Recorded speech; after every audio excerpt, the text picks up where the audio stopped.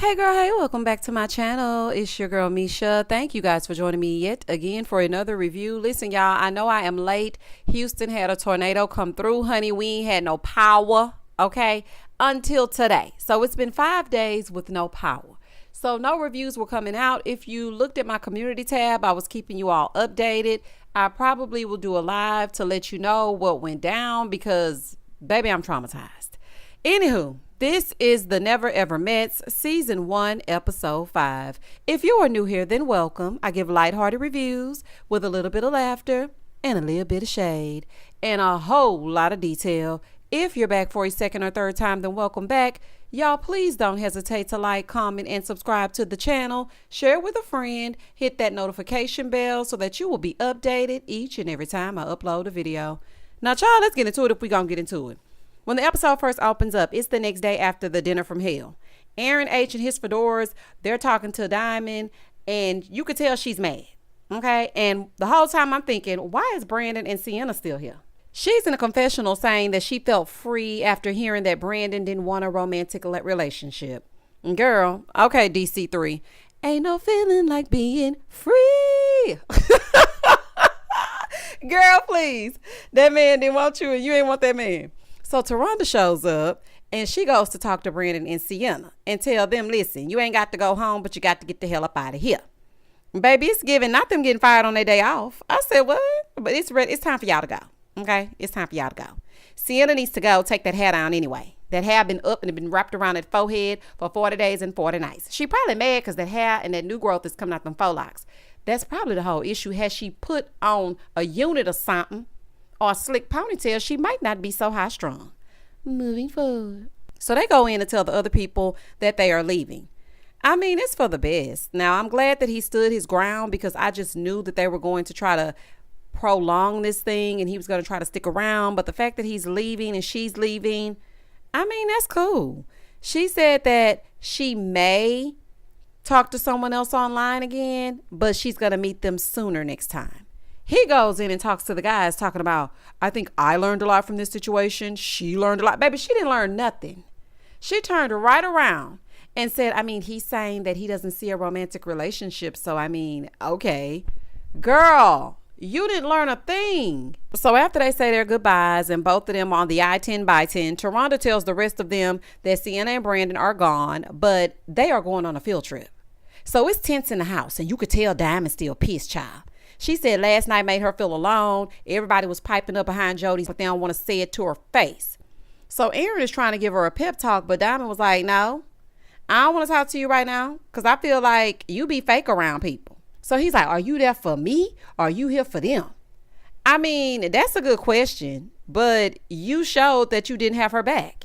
In that moment when she was standing there, just being the face of all the drama, which really she should have minded her own damn business, honey. But when she was standing there being the face of all the drama, you weren't saying anything. And she feels like he's fake. He then comes in, okay, unprompted, comes into the room and starts speaking his speech. And then he looks directly at Jody and says, okay, I ain't never liked you. I think you're fake. Everybody else, cool, but I ain't never liked you. I'm sorry. I know Jody is flirting with Chris, but I would have cussed Aaron and his fedora smooth out. Sir, do not address me. Okay, I am a woman. I don't give a damn if you like me. I'm not there for you to like me. Like she's not there for you to like her. You're old enough to be her daddy. Why are you coming in here trying to prove something after the fact? That means absolutely nothing. If I have to tell you to change my damn tire when it's flat, then it doesn't mean anything. You should already know to do it. You should have already known to have her back. So then Dymond, she pops off talking about people want to say my name, but don't want to talk to me. And they talk to everybody else. Destiny's Child, please. Nobody's saying your name, honey. And why do you care so much? If you don't like Jody, why does she need to speak to you? Like, I don't understand it. Y'all ain't focused on y'all yet. And Jody's like, I don't speak to you. I don't come to you for a conversation. I don't like you. I don't talk to you.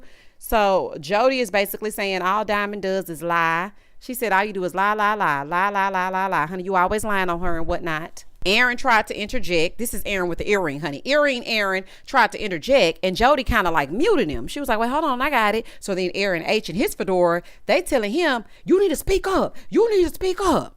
So then earring Aaron looks at older Aaron and says, you need to calm down. Now, I feel like Aaron H is just showing out in front of Dymond, because where was all that last episode? Boy, gone. Well, let's focus on this engagement ring. And don't think I forgot. I'm going to bring that engagement ring up until the engagement ring is brought up on this show. And yes, I said brought up. Child, y'all leave me alone now. Y'all leave me alone. So he over there telling earring Aaron that he need to speak up. And Aaron and his fedora are trying to prove himself to Dymond. So now he's yelling at Jody. Aaron, you're a clown. I'm sorry, y'all might disagree, but that was giving clown behavior to me. You at your big grown age come in yelling at this woman to prove your loyalty. It didn't do what you thought it did. You giving very much 5 heartbeats. Got to fight every night to prove my love. If she's controlling you and manipulating you to the fact that you got to go in there and just start yelling at this woman, why does it affect you at all what she does with Chris? If she winks at him, blinks at him, it doesn't matter. You're there to focus on someone you never ever damn met. Aaron with the earrings, he's like, so I just want to know, well, like, why are you doing this now? Like, what prompted you to do this? Like, what's your motivation? He said, listen, I didn't want my woman to think I was fake. Ain't nobody gonna be calling me fake. Ain't nothing fake about me. Well, you did it in a childish way, Aaron H. It could have been handled so much better. He could have come in and said, you know what? My lady brought to my attention that I didn't have her back last night. She's absolutely right. A lot of us were saying things about Jody, and I should have owned up to my part. Okay, again, Dymond, I'm sorry I didn't have your back, babe, but I just want to let it be known that she was not the only one, and I left her out there by herself. Not you coming in, I ain't never liked you. I ain't never liked you. How old are you? Like, just how old are you? Moving forward. So then he's like, I put a strike on the winner's belt. Oh, he's so cringy. Talking about, yeah, she know her man ain't no weak man. Okay, sir. So then he gets on his soapbox telling earring Aaron that he sees things that he doesn't see at 51. And he's telling him the woman that he's with, he doesn't think that she is for him. And he wants him to find a better person. And child, I would have told him off, okay? And earring Aaron, I would have told you off too. Because you don't pipe up enough for me. I always sitting there with that hand perched underneath your chin. Take that damn do-rag off and get in the field. Aaron, you pissing me off. Oh my goodness. I don't like none of y'all, child. Y'all are crazy. That was a bunch of tomfoolery. Do you hear me? So then he gonna tell Aaron, you know what? Give me your number before you leave here, because you gonna call me and say, you know what, brother? You was right. Child, ain't nobody gonna call you. Ain't nobody coming to see you, Otis, okay? He and Jody both know what it is. They came on this show to get a check. You trying to get this older man's speech after the fact, honey. Let's dive into your mess. That's what we need to do. Let's delve into the engagement ring. That was a bunch of mess, y'all. Granted, he and Jody don't seem compatible, but sweep around y'all own front porch first before y'all get to dibbling and dabbling over here and don't know what's happening. I didn't like how he came at Jody as a man and someone that's older. Now, granted, she being shysty, but I feel like Dymond is overly involved. And I also feel like the way that he went about it, it was clownish. And yeah, it's just too much. And it's like she's out there trying to defend herself, even though I know she lying, child. We know you be flirting with Chris and his little beady eyes. But Aaron, you should know how to speak to people at this age. So Dymond goes upstairs because, baby, they done dropped the mic and walked out the kitchen. Dymond is still upstairs trying to tell Shay, who was always missing and got that damn blanket wrapped around her like Lionel off of Charlie Brown, ma'am, please take that damn blanket off. I am convinced that you and Josh are just here for the free food and the free sleep. That's what I'm convinced of, honey, because y'all don't do nothing. We don't know nothing about y'all, except that the math wasn't mathing with them babies. And you up there telling her about it, Dymond, please let it go. You more upset than Sandia. That's the part that's crazy. And Sandia, what is wrong with you? A lot of y'all are very like, are you alive? Are you here? Like, are you present? You're just sitting, allowing all of this to go on without interjecting at all. And that's why it makes it so silly to me, because Dymond, how can you be more mad than the person it's happening to? So Chris is downstairs letting it be known that it wasn't him in the group that said that he didn't like Jody. You know what? It's typical of you to make sure you stand up for her. He starts going around to ask if anybody has ever heard him say that he didn't like Jody. But baby, when he asked Millie, well, baby, what he do that for? She was like, I don't give a, okay? If you can't be truthful, I don't want to hear it. Like, don't say nothing to me. Now, Millie got a little fire behind her. Okay, now I kind of saw it in previous episodes, but baby, she was letting them have it. She trying to figure out, why are you standing up for Jody, but not the woman that you are coming here with? And I agree. If you are in the house with a woman that you have never ever met, but you want to make sure you take the time to make sure that Jody is someone you stand up for, that's crazy. So Chris is like, yeah, she's my favorite person in the house. Sandia, are you with us? Are you among the living? Why on earth are you just sitting there while he makes it clear who his favorite person in the house is? And it's not the person that he never ever met. Well, he ain't never ever met Jody either. So there's that. Baby, he want to never ever met swap. Oh, child, this is crazy. Baby, Millie is still going off, telling Chris where to go and how to get there. She's like, you need to focus on the woman that you're here with. Meanwhile, both Aaron and Sandia, everybody on mute. They just sitting there looking. So while Millie is going off on Chris is telling Greg, listen, you need to calm your woman down. Nah, you asked a question, so she gave you an answer. And she even told him, listen, don't point to me if you don't want me to say the truth. And I appreciate that. Don't be going around taking a survey if you don't want what the survey says. Okay, and the survey says, I don't give a damn. So then Aaron H. comes walking into Dymond's room like he the man. I be feeling like the man when I walk through. He come walking through there ready to receive his praise. She was like, I don't know what got into him, but he stood up for me. He protected his woman. So he talking about, yeah, we going to the boom boom room tonight. And do what? Because she already done said that she wants to be married first. What y'all going in the boom boom room to do? That's the only reason why you even did this, so you can get some. Just gross. In the next scene, Chris and Sandy are in the other room, right? He's over there manipulating her mind, telling her, these people crazy, and they making it an everyday thing. Like, now I have to say this. Two things can be true. He is a master manipulator, and he is a douchebag, and he is verbally and emotionally abusing Sandia. And I do agree with him when he says that they have nothing of substance to talk about but him and Jody. Y'all ain't got nothing else to talk about. I mean, nothing. Now, Sandia, I want to say this. You sat right there talking about, since day one, they wanted me to yell. But I'm not like that. Why do they even want me to yell? See, this is why I feel like Dymond should have just minded her business, because look at you. He's manipulating you, and now you acting like they're crazy for caring about you. Stop acting like you were not there when Millie and Dymond both came to you and said, well, you see how this is going? He paying more attention to her. You were right there speaking too. Now all of a sudden you get in front of him. I just didn't know what was going on. My brain was like, ooh, whoa. So then he tells her, listen, as long as you good, I'm fine. But then in the midst of telling her that, he could not help but bring up Jody. He gonna say, I know we both care about Jody and Aaron. Do we?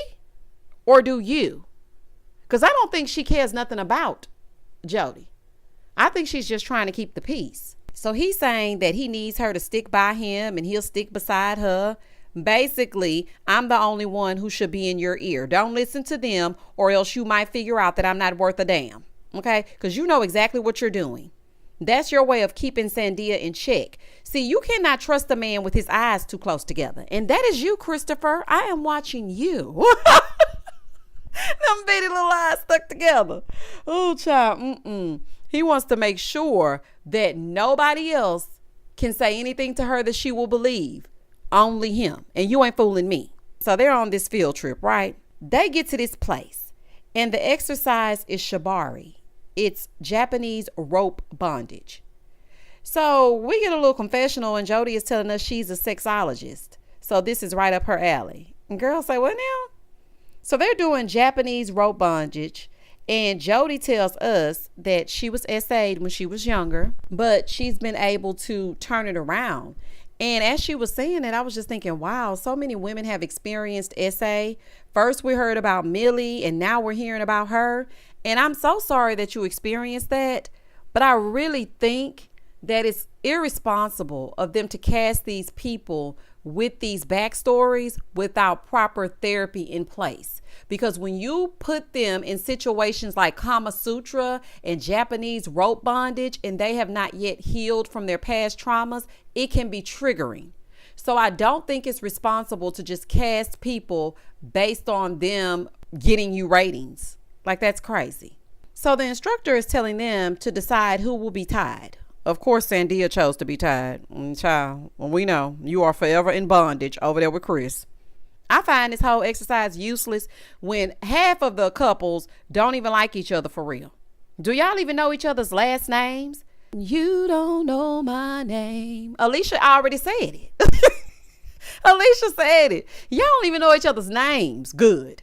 What? I want you to turn to your neighbor and tell them their favorite color. Oh, okay. I didn't think so. Moving forward. So they start this exercise. They're playing with sensations, with feathers. Everyone is getting into it. Meanwhile, Aaron and Jody are giving Boy Scouts when they learn to tie them damn ropes. I said, what are y'all doing learning to tie a knot? It was giving absolutely no feels. Y'all can go ahead and go to the house. Y'all dropping like flies. And take Sandia and Chris with you. And then maybe y'all can swap at the airport. All y'all need to go. Honey, wrap it the hell up. Just wrap it up. So Aaron then says, I just really desire a higher level of physical intimacy with Jody. And I just think that she's physically attracted to me and she loves my mind, but I don't think I make her lady bits tingle. I mean, she talking about being hungry as we speak. I was like, what? I don't think you make nothing tingle. She up there talking about how she gonna stop at Chick-fil-A and get something to eat, y'all. But I'm wondering, do your man parts stand at attention when Jody enters the room? Okay. He's like, I'm really doubting this relationship. Y'all quit playing in my face. Quit playing in my face. I'm going to watch every week because ain't nothing else to do. But I know y'all all lying. Y'all lying. So, baby, they're back at the house. And it's time for dinner. So Dymond is like, I'm just really over the drama. I'm not going to bring it up anymore. Thank goodness. Okay? Because they're not going to be honest. So just leave it alone. You see what you see. If the person that's in it is allowing it, then let it be. Because, baby, he done already pulled them puppet strings. He got her right in the palm of his hand, his old ashy hand. On the other side, Sandia and Chris go see a relationship expert. So Dr. Romney is there and she's trying to help them, but she needs to know what the issues are. So Sandia starts telling her how he basically dismisses her feelings, especially when she gets emotional about something, and she's telling him how things make her feel. He then says he feels like if she brings things up, she's attacking him and trying to control him. Sir, how did you go from I'm just telling you how I feel to I'm being attacked? What are you talking about? You don't like to be held accountable. That's what it is. So he's saying that she's highly emotional. Back at the house, Jody is hosting a game while they're eating dinner. She's going to ask a question. Then they're going to write the answer and they have to go around the table and guess who said it. So the first question was, what's something that you've wanted to try sexually that you haven't yet? I'm paraphrasing because it says something else. I mean, it's the same thing, but I'm just paraphrasing and putting it in my own words. And I was just thinking, oh, Lord, again with the sex. Why don't you ask them, do you have a 401k? Do some of y'all live with y'all mama? Who exactly dropped y'all off at the airport? Josh, why do you have a roommate that you slept with and have 2 kids by? Like, these are the burning questions. Not no dang on, what would you like to do sexually that you haven't done yet? So the answer was an orgy, and everybody going around the table and they thought it was Josh, but it was actually Jody. Girl, so you want to have an orgy, yet you don't want Aaron with an earring to even smile in your general direction, and you like to take things slowly? An orgy is far from slow. It's super fast, okay? And I do mean all the way fast. Back with Sandia and Chris, Dr. Romney is telling Chris that he needs to have empathy when it comes to Sandia. This is a waste because I don't see them lasting outside of this show. This stuff is going in one ear and out the other because Chris thinks that no one can tell him anything. He thinks he knows it all. I can just tell by that stupid little smirk on his face and the way he was just sitting there like, yeah, okay. He don't care, child. He don't give a damn. And he's not a safe space for her. He's closed off. And he has said already that he doesn't trust women. So what are we really doing? So after the session, he told her that they definitely have more good things than bad things in their relationship. Do y'all really? And then he was like, give me 5 on the backside, through the hole, you got soul, or something he was doing, child. He was doing a whole little thing. I'm like, child, not give me 5 on the backside. Sir, if that's the woman that you want, the same way you stood up in honor of Jody, you would have stated, you know what? That relationship therapy, just that brief session, made me realize we have more in common than not. We have more good things than bad things. Baby, give me a kiss. Child, please. Not no high five. I wish a man would tell me, give me 5 on the backside. The way in which he would be watching me walk away. Moving forward. So then they show this little snippet of Sandia and Jody. They're talking. Jody is telling Sandia that she feels like it's problematic to be around your partner all the time. Now, I don't know about problematic, but it is healthy to have space and to be able to miss each other. Like, you just don't like Aaron. Let's just keep it real. You don't like him. It's time for y'all to go home. And I'm going to keep saying it until y'all head to the house. So she was like, yeah, you know, people call me a man eater. I'll have sex with you today and then I'll just ghost you and never talk to you again. And as she was stating that, I was just thinking that's actually a trauma response. All jokes aside, I really think that Jody needs to speak to someone and get some professional counseling because it sounds good, but I can see that sometimes her eyes are a little bit lifeless. And just her stating that, I think she needs to speak to someone. Over on the other side, Aaron H gets a visit from his cat daddy friend. Baby, that friend had on a velvet blazer. I said, baby, is that velvet? Baby, that's the velvet, honey. So Aaron is telling him, yeah, I want to propose to Dymond with the Y by the end of all this. Well, child, we know you got the ring. We seen it over there on that Facebook. You love a good engagement. You love a good proposal if you don't do nothing else. So, baby, on the other side of the house, Dymond's sister Irene arrives. Now, she doesn't like Aaron. Now, this side went down. He told Dymond that he loved her over on the Facebook. And her sister was like, okay, we'll see. So then he was like, what the hell you mean, we'll see? Who are you? So then they started going back and forth and forth and back. And she told Dymond, I don't like him. So Dymond is telling her, sis, you know what? When we had our first day, why he cried? The sister was like, girl, please. I don't buy them crocodile tears. And I'm with the sister, even though she came in on 10. Okay, I agree with her right here. She said nobody who has proposed to another woman, then that didn't work out. So then he came back over to you, should be with you. I agree with that. Because don't come back over here because things didn't work out with old girl. You realize the grass wasn't green and now here you come. I ain't nobody's second fiddle and I don't want that damn recycled ring. Child, please.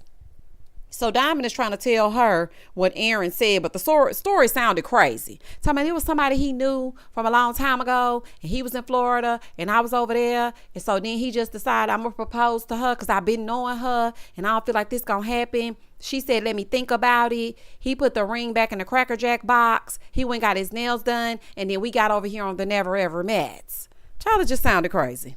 Moving forward. Baby, that sister wanted no parts of Mr. Fedora. Do you hear me? No parts. So she's telling her that she deserves better. So he comes in to introduce his friend. So the sister steady going off. Now, I feel like if you enter a room, you speak. So the whole interaction started wrong. And ma'am, you should have been going off as soon as he walked in that room. You should have been quiet. When you saw him come in, quiet. So then Dymond introduces Miss Irene. And so Aaron is like, yeah, I ain't never ever met her either, except that damn Facebook.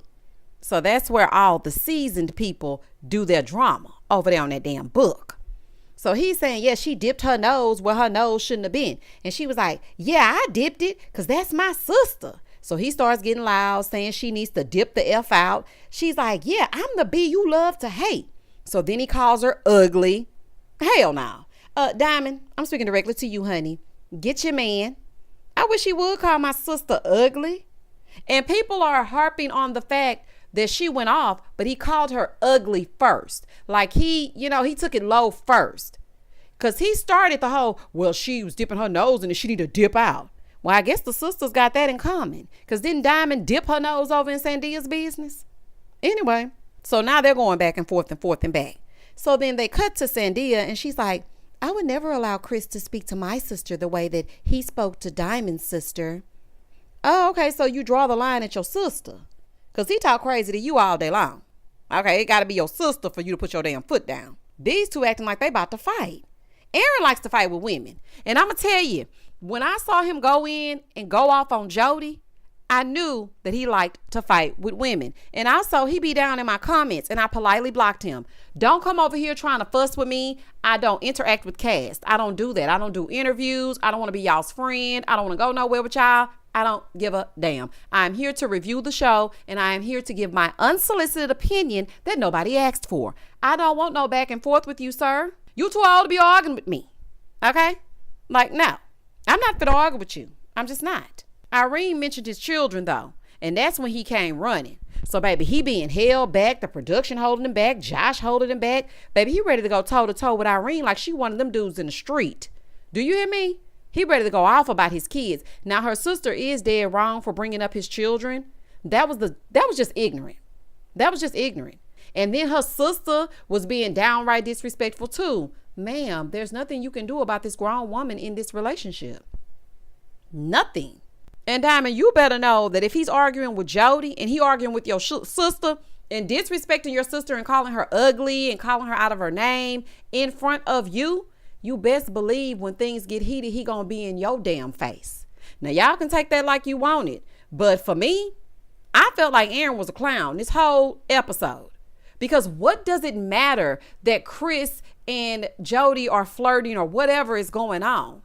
How does that affect your relationship? And again, if Sandia is not all riled up, I'm not finna go to war for you. And then you're sitting with Chris and you're like, yeah, everybody's just going off and they want me to go off. Sandia, girl, quit playing. And that was the end of the episode. Baby, Aaron showed his whole fingernail. Do you hear me? This don't make no damn sense. Y'all comment down below even though I'm late, and let's engage with each other. Meet me over there for Summer House Martha's Vineyard, and then we gonna head on down to the Love After the Lockup, probably on tomorrow. Please don't hesitate to like, comment, and subscribe to the channel. And as always, stay safe, stay blessed, spread love, not germs. Peace.